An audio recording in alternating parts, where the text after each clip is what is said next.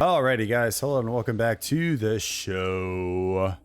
So today I wanted to talk about an aspect of Supreme Commander that, in my opinion, makes this game so unique and so good, especially whenever you're playing ladder, and it makes it really satisfying whenever you're trying to piss off people that are better than you. So let's go ahead and we'll introduce the players real quick. So this is a 1v1 match. It was played on the ladder.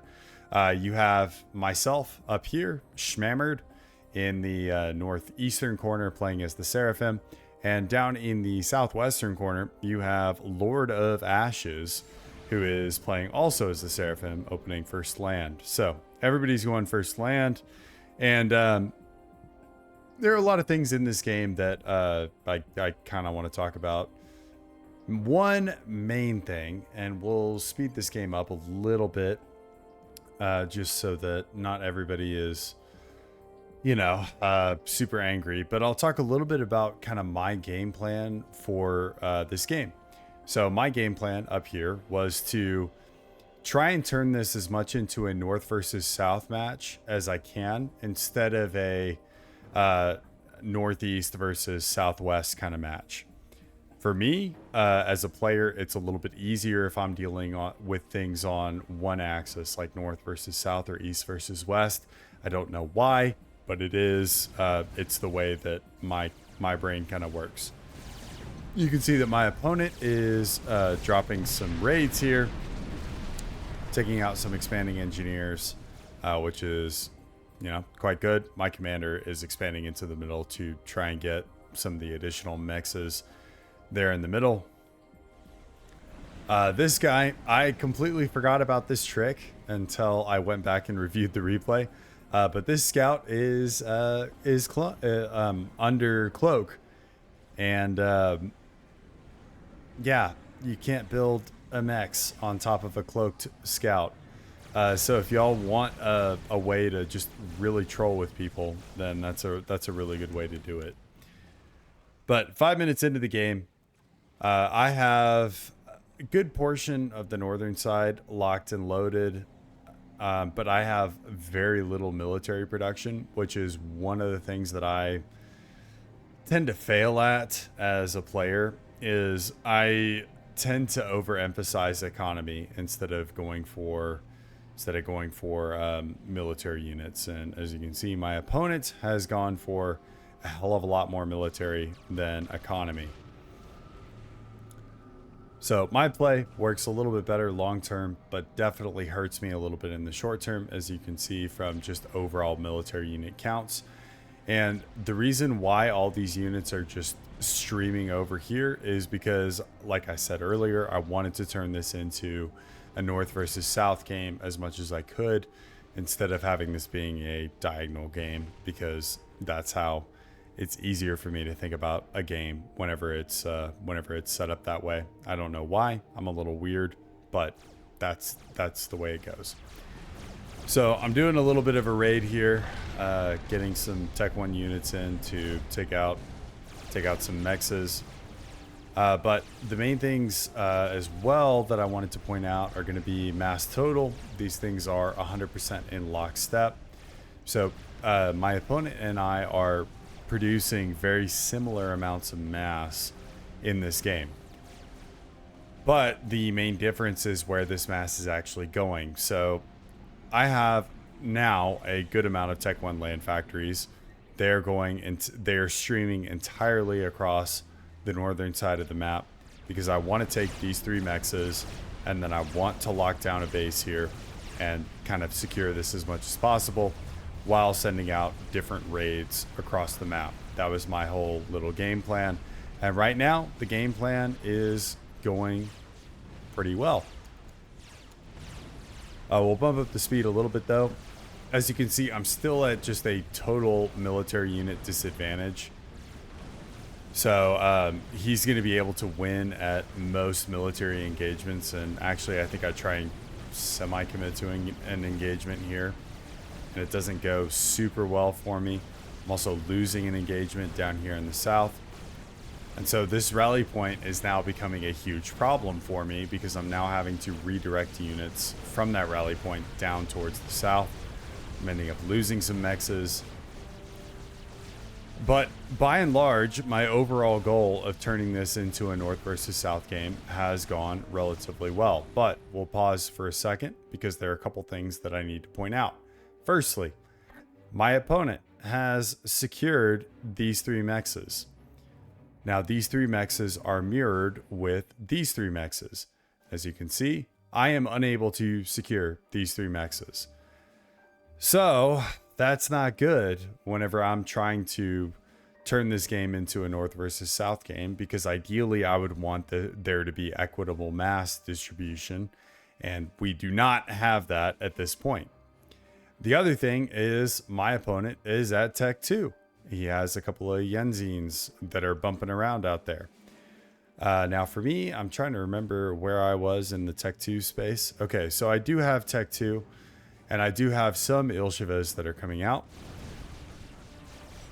but none that are going to be able to make a difference. And so a lot of this now comes down to timing, where because my opponent was able to get Tech 2 units quicker than I was and be able to use them better than I was, now he has denied these 3 mexes.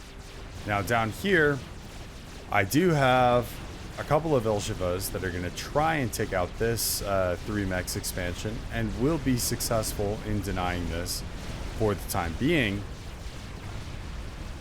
But my opponent has a much healthier production of Tech 2 units. And I did not do a very good job of utilizing these units to continue to raid. You can also see up here, there are more Ilshevas and more Yenzines that have taken out all of my perimeter mexes. So things are not looking good on the duelist front right now. The only expansion mexes that I really have are in the middle, which are not like safe at all. And I've also reset my rally points, so I have a shitload of Tech 1 units down here that are doing nothing, while my Tech 2 units are dying over here to a superior army. So you got to be asking yourself at this time, I know what you're thinking. A duelist, why are you uploading this game? And that is going to be made apparent here in the near future.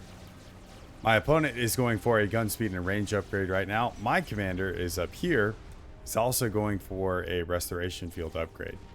So at this point in time, my goal is to stop the bleeding as much as I can, because now I'm losing my expansion mexes in the middle to Tech 2 units. So the goal here is to try and stop the bleeding as much as possible, get military units out, and try and keep my opponent from raiding additional mexes.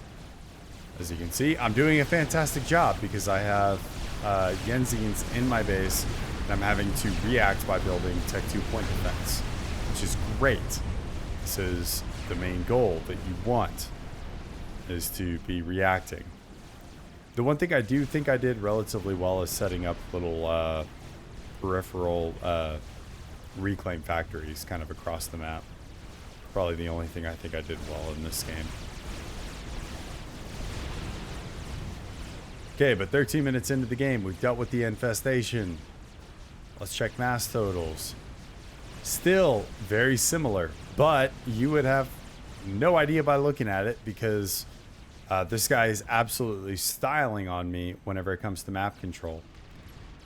The main reason why I am still even in this game at all is going to be because I went for a couple of Tech 2 mexes relatively early on in the game. So if you look at overall mass income, actually that doesn't even help me either. So yeah.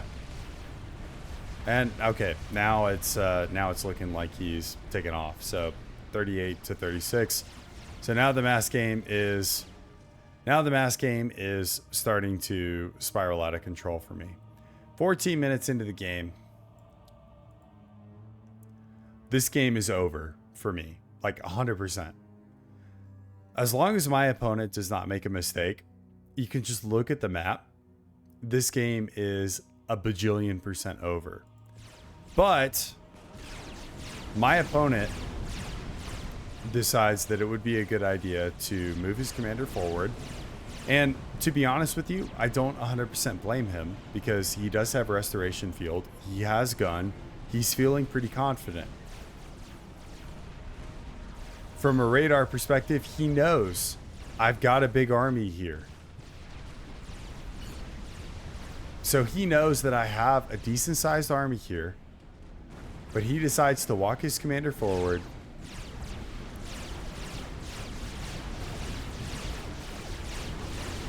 And that's whenever I just decided, okay, look, he's walking his commander forward. This is the only shot that I possibly have, is to just send all my units in and just try and take him out. And we succeed. And so the main reason why I want to post this video is not to say like, oh my God, I'm such a good player. Look at that. I caught the commander out. No, I deserved to lose this game. 100%, no ifs, ands, or buts. I deserved to lose this game. The only reason why I won, though, is because my opponent made a critical mistake. And so there are two main things that I want to talk about here.